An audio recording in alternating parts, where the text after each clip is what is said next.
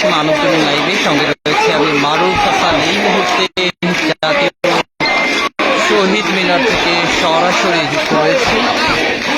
এখানে শিক্ষার্থীদের পূর্ব ঘোষিত যে গণমিছিল কর্মসূচি, সেই গণমিছিল নিয়ে রাজধানীর বিভিন্ন প্রান্ত থেকে শিক্ষার্থীরা এই জাতীয় শহীদ